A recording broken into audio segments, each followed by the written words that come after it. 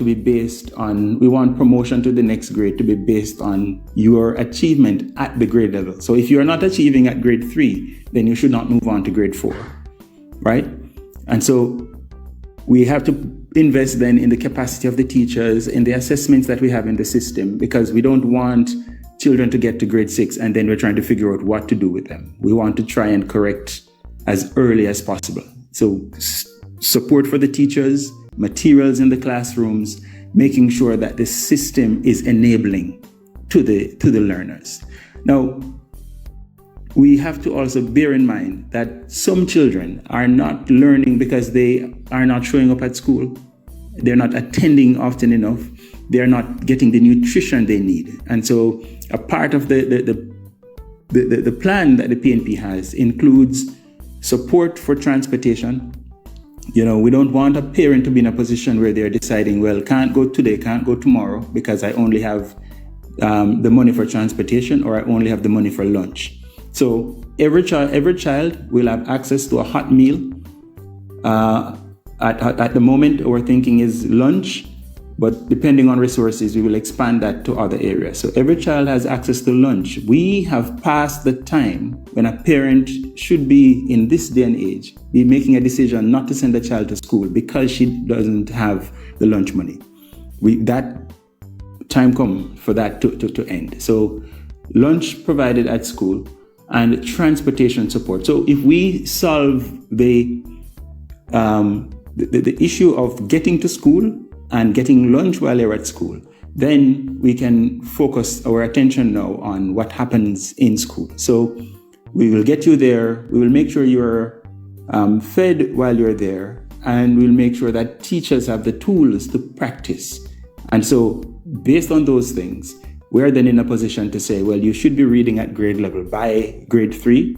And if not, we're going to then provide the support to make sure you don't just go through the system to grade 6. Final point here is that we have to look again, Dre, on how we're assessing and what we're using assessments for. The best systems in the world, the assessments are not national news. It's not, the equivalent of our PEP is not something that, makes the front page of the paper and stresses out the family and stresses out the children. And so we have to look at what we're doing with assessment, PEP, but also the assessments at the other levels of the system. They are supposed to help us to better support assessment for learning, assessment to allow us to help the child to learn, not assessment of learning, which is just to check what the child is learning.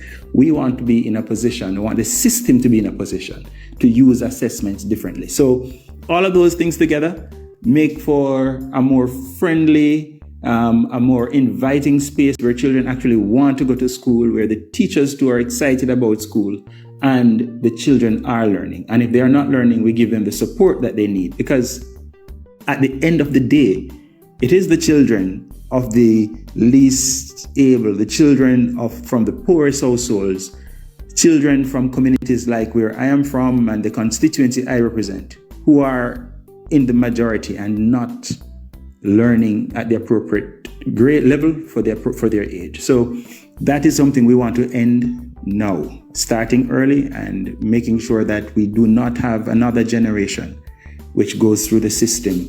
But I'm saying going like Johnny Cake and come out like dumpling.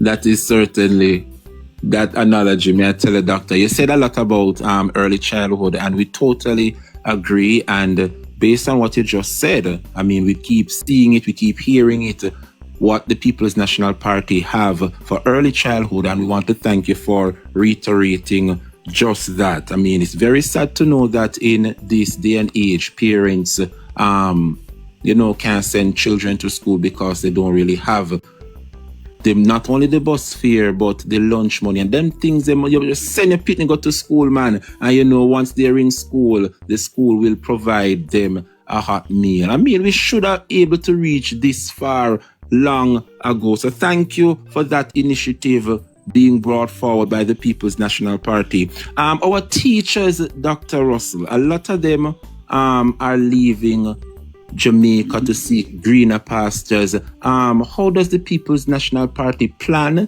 to show the teachers that they appreciate them, because the teachers, they nurture. I mean, they're not only there to teach, but they nurture your kids. Even in the basic school, primary school, you send your children to these institutions and you gone to work. I mean, it's the teachers that nurture them, look after them, take care of them, act like the parent for those children. And a lot of them don't feel appreciated. And many of them are leaving Jamaica, especially under this administration. What can you say for sure the People's National Party will put in place to retain our teachers so that they can remain in Jamaica and continue the work that they're doing for our students? Yeah, thank you. The evidence is clear when it comes to teachers. If the most effective intervention to improve learning is a good teacher, right? A good, passionate, committed teacher makes all the difference. And so we thank everybody who remains in the classrooms. Last year, based on the estimates, somewhere in the order of 1,500 teachers left the system, right? And part of the challenge with the system right now is that we are not in a position to say who is leaving when. We're not able to say what subject areas. So it's at best chaotic. It doesn't give the ministry doesn't have full sight of what is happening until after it has happened. So you're not in a position, the ministry is not in a position right now to forward plan, to know that, okay, we're losing 15, 20 science teachers, we're losing 60, 70 special education teachers or math teachers, and then can find others to come in and replace them in a timely way. All of this happens after the fact, which is why you see in March, in February, schools are still advertising for teachers because, sadly, the schools don't know. For the most part, they don't know with any certainty. So we have to look at that. We have to manage that better than it is being managed now.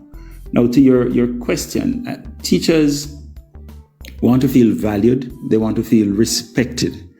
The attempt the other day with the Jamaica Teaching Council bill did not reflect that, did not reflect respect for the voice of teachers and the contents of the bill itself. The high costs that teachers will incur to remain certified, to remain licensed, the multiple demands that are being put on teachers for continuous professional development and so on. All of these things would turn teachers off and actually want to push them out of the system rather than retain them. And we want to turn that around. We want to ensure that the process of professionalizing the profession does not serve as a disincentive for teachers to say, when we say we want a teaching council, that teaching council should be focused on the development of teachers. They should feel like they have a friend in that council. So that's one component, an entity that is dedicated to supporting our teachers and their professional growth.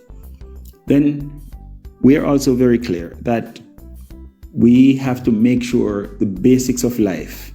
I saw a teacher a couple of weeks ago and she said, Dr. Russell, I don't think I can continue. And she said, I don't remember the number of years, but 20 odd years she has been in the system. She's now a principal, but now it's time for her to move on. Right? The issues were around housing, around support for her children who are now at tertiary level. And she just feels like she needs to move on in order to carry this heavier economic burden which she faced. We are clear that support through NHT, special provisions through the NHT, both in terms of the NHT allocation and the rates that are charged, the mortgage rates, is one way to ensure that teachers would want to stay. So that's an additional part of our package, the support for access to housing. The second is around concessions for motor vehicles and setting it up in a way that a teacher who has served 5 years gets a level of concession that is different from a teacher who has served 10 and 15 and so on. So the more time you give to the system, the more benefits you gain, because we know, Dre, I don't know if you know this, but it takes about 7 to 8 years for a teacher to master the craft of teaching. So if we're losing teachers who have given 8 and 10 years, we're actually losing the teachers that are ready to teach, that are have mastered the craft. So you want to reward teachers for staying in the system